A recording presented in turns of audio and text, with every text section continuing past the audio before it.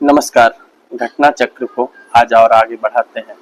कुछ एक प्रश्न जो छूट गए थे उसकी भी चर्चा करते हैं। 1939 में सुभाष चंद्र बोस के द्वारा ही फॉरवर्ड ब्लॉक की स्थापना की गई थी। 1942 में सुभाष चंद्र बोस के द्वारा ही आजाद हिंद फौज की स्थापना की गई थी और 1952 में भारत में पहली बार चुनाव हुई थी। 1952 में ही राज्य पुनर्गठन आयोग की स्थापना हुई थी।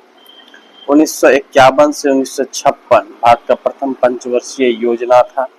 1954 में भारत और चीन के बीच पंचशील समझौता हुआ था और 1962 में चीन और भारत की लड़ाई हुई थी। 1965 में भारत और पाकिस्तान की लड़ाई हुई थी।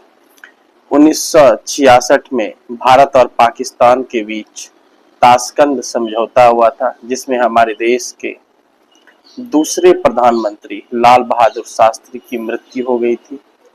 1971 में भारत के द्वारा बांग्लादेश का गठन किया गया था। मुक्ति वाहिनी के रूप में भारतीय सेना इसमें काम किया था।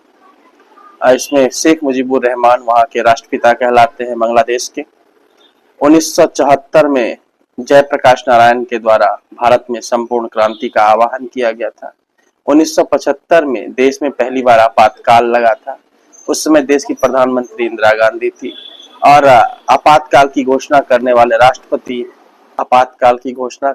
राष्ट्रपति फखरुद्दीन अली अहमद थे। यह आपातकाल 18 महीने तक चला था।